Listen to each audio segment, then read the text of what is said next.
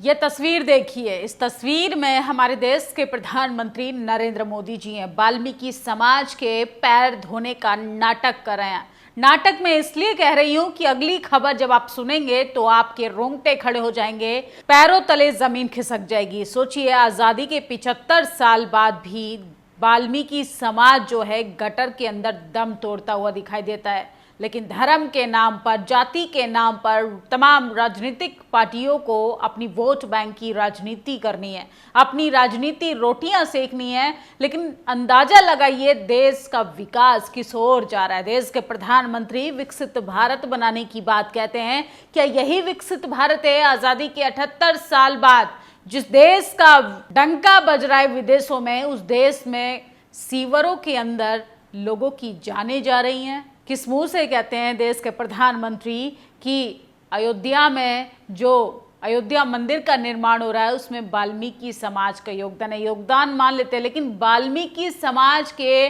तमाम लोगों की जो जाने जा रहे हैं, इसका जिम्मेदार कौन है? जबकि सुप्रीम कोर्ट ने सीवर में उतरने के लिए रोक लगाई हुई है, इसके बावजूद वो कौन लोग हैं जो इनको मजबूर करते हैं गटर में उतरने के लिए, नालों के सीवर साफ करने के लिए? दिल दहला देने वाली खबरें हैं ये, और ये तस्वीरें भारत की हैं। सोचिए किस तरीके से चमचमाती गाड़ियों में घूमने वाले नेता जब जब वोट लेना हो, जब जब चुनाव लड़ना हो, तो ये लोग पैर धोने का काम करते हैं, ये लोग घुटने टेकने का काम करते हैं। लेकिन जैसे ही जब इनका चुनाव खत्म हो जाता है तो गटर में कितने लोगों की जाने जा रही हैं, इससे उन्हें कोई लेना देना नहीं है। राजस्थान के सीकर में 3 सफाई दलित कर्मचारियों की सीवर रेंज टैंक से दुखद मौत ने एक बार फिर से सरकार की लापरवाही को उजागर किया है।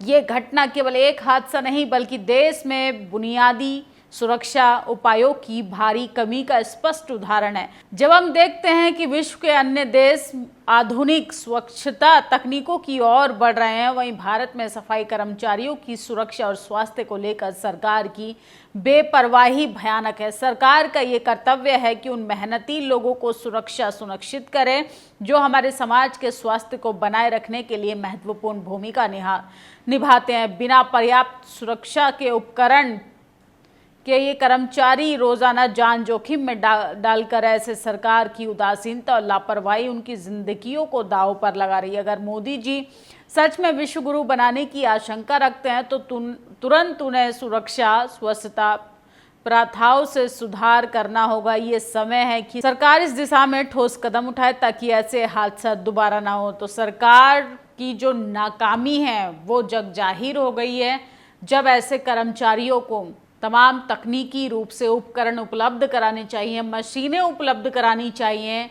उस देश में कैसे सीवरों के अंदर लोगों की जाने जा रही हैं और सरकार इससे पल्ला झाड़ने का काम करती है। इन मौतों का कौन जिम्मेदार है? राजस्थान के सीकर में गटर में 3 लोगों की मौत हो जाती है। ये कोई पहली बार नहीं हो रहा है। तमाम ऐसे राज्यों का डेटा उठाकर देख लिया जाए तो मरने वालों की संख्या सबसे ज्यादा शेड्यूल कास्ट लोगों की है। कैसे उनके आरक्षण को लेके राजनीति की जाती है कि एसटी एससी आरक्षण का वर्गीकरण किया जाएगा। जिन लोगों को पीछे रखा जा रहा है उनको आगे लाने के लिए क्रीमी लेयर लागू किया जाएगा। जिसकी जितनी संख्या भारी उसकी उतनी हिस्सेदारी कर आपस में मतभेद कराकर लड़वाने का काम किया जाता है। लेकिन सरकार की ये जो नाकामियां हैं कि सीवरों के अंदर वाल्मीकि समाज की, दलितों की जाने जा रही हैं, इसका जिम्मेदार कौन है? इस पर गंभीरता से जांच पड़ताल क्यों नहीं होती है? सुप्रीम कोर्ट के रोक के बाद भी सीवर में इन लोगों को उतार दिया जाता है। जब इनकी जानें चली जाती हैं तो सरकार सिर्फ अपनी राजनीति करने के लिए तमाम इन लोगों को बड़े बड़े वादे कर अपना जो पड़ला है वो झाड़ने का काम करे। सुप्रीम कोर्ट की रोक भी फिर भी सीवर में उतारे श्रमिक मास्क जैसे जरूरी उपकरण नहीं देना 3 मौतों की मुख्य वजह बनी। तो सोचिए कैसे देश में, विश्व गुरु देश में उपकरण ना होने की वजह से, मास्क ना होने की वजह से सीवर के अंदर, गटर के सीवर के अंदर 3 लोगों की मौत हो गई है। ये खबर बहुत भयानक है, पूरे देश को झकझोर देने वाली है। इससे अंदाजा लगाइए ऐसे तमाम रोज़मर्रा की ज़िंदगी में कितने लोग ऐसी समस्याओं से जूझ रहे हैं, लेकिन सरकार के सामने पूछने के लिए तमाम पत्रकारों में जो रीढ़ की हड्डी है वो किसी में नहीं है, क्योंकि इस देश का टीवी अखबार नतमस्तक हो चुका है।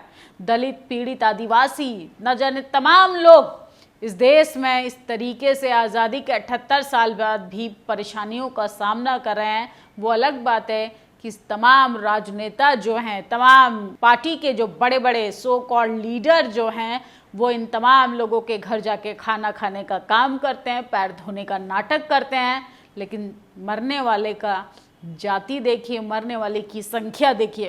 राजस्थान के सीकर में 3 सफाई दलित कर्मचारी सीवरेज टैंक में दुखद मौत एक बार फिर से सरकार की लापरवाही को उजागर किया है। ये घटना केवल एक हादसा नहीं बल्कि देश में बुनियादी सुरक्षा उपायों की भारी कमी का स्पष्ट उदाहरण है। इतने आधुनिक युग में हमें क्यों मशीनों का प्रयोग नहीं कर रहे, ये एक सवाल खड़ा होता है। देश के प्रधानमंत्री कहते हैं कि डिजिटल भारत बना रहे हैं, लेकिन इस देश में गटर साफ करना हो, इस देश में मलमूत्र साफ करना हो तो लोगों को कैसे हाथ से उठवाने के लिए मजबूर किया जाता है। लोगों की जानें जा रही हैं जहरीली गैस के कारण, इस पर सरकार कोई संज्ञान नहीं लेगी। दर्दनाक हादसा, सीवरेज टैंक की सफाई करने उतरे 3 दलित मजदूरों की मौत, कोई नहीं है कमाने वाला।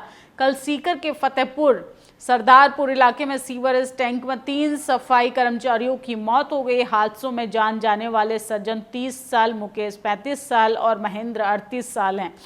तीनों अपने घर में इकलौते कमाने वाले थे। सज्जन के एक लड़का एक लड़की है, मुकेश के 3 बेटियां, वहीं महेंद्र की 2 बेटियां 2 बेटे हैं। जानकारी के अनुसार एक मजदूर 20 फीट गहरे टैंक में नीचे उतरकर सफाई कर रहा था, वहीं दौरान बेहोश हो गया। उसके 2 साथी बचाने के लिए अंदर गए, लेकिन वो भी बेहोश हो गए। तीनों मजदूरों को बाहर निकालकर हॉस्पिटल ले जाया गया, जहां डॉक्टरों ने उन्हें मृत घोषित कर दिया। खबर पढ़ने में ही रोंगटे खड़े हो रहे हैं। इससे अंदाजा लगाइए कि जिस घर में एक कमाने वाला हो, वही अगर इस दुनिया से चला जाए, उस परिवार पर क्या बीतेगी, और ये इस समाज को कब तक प्रताड़ित करता रहेंगे। दलितों के वोट बैंक के आधार पर तमाम कुर्सी पर जाके मलाई खाने का काम करने वाले नेता किस तरीके से उन्हें चुनाव जीतने के बाद अकेला, बेसहारा, बेहताश छोड़ देते हैं। इस देश की तमाम फेलियर सरकार पर सवाल खड़ा होता है। न्यूज़वीक ने ट्वीट किया, राजस्थान के सीकर जिले में फतेहपुर में एक दर्दनाक हादसा हुआ है, जहां सीवरेज टैंक में सफाई कर्मचारियों की मौत हो गई। जहरीली गैस से दम घुटने से ये हादसा हुआ। शिकार मजदूर सज्जन, मुकेश, महेंद्र थे, जो अपने परिवार के इकलौते कमाने वाले सदस्य थे। तीनों को बेहोशी की हालत में अस्पताल ले जाया गया, जहां डॉक्टर ने उन्हें मृत घोषित कर दिया। घटना के बाद मृतकों के परिजनों ने अस्पताल में आक्रोश जताया।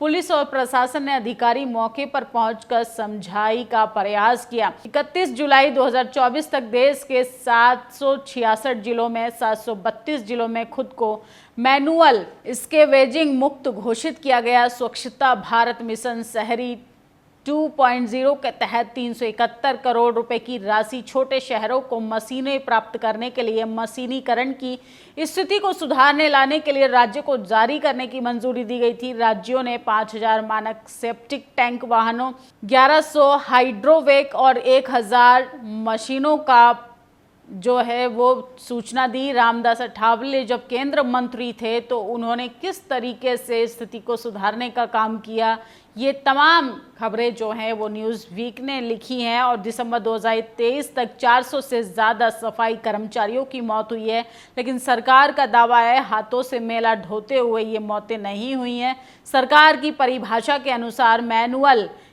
स्कैवेचर ये व्यक्ति है जिसे अस्वच्छ शौचालय या खुले नाले में मानव मल को मैनुअल रूप से साफ करने के लिए नियुक्त किया जाता है। तो सोचिए, आपके नाम पर, आपके जात पर देश की सरकार, तानाशाह लोग जो हैं वो कैसे आपको भ्रमित करते हैं। आपके आरक्षण को लेके तमाम लोग जो हैं आपके भाई के खिलाफ लड़वाने का काम करते हैं, लेकिन गटर में आज़ादी के 78 साल बाद भी मरने वाला दलित समाज से है। ये सरकार की नाकामी है कि सरकार आज़ादी के 78 साल बाद भी सीवर सफाइयों की मशीनें उपलब्ध नहीं करा सकती है।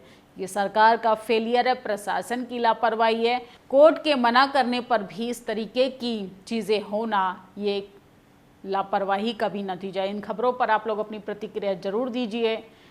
देश के प्रधानमंत्री पैर धोते हैं और वहीं दूसरी ओर गटर में दम तोड़ने वाले दलित समाज से आते हैं। ये खबर बेहद दुखद है। शुक्रिया। नेशनल दस्तक की आपसे गुजारिश है कि अगर इसको बचाना चाहते हैं तो नेशनल दस्तक को सब्सक्राइब करने के लिए रेड कलर के सब्सक्राइब बटन को दबाएं, फिर बेल आइकन की घंटी दबाएं। नेशनल दस्तक को बचाने के लिए बहुत जरूरी है कि हर खबर को शेयर करें, लाइक करें, कमेंट जरूर करें।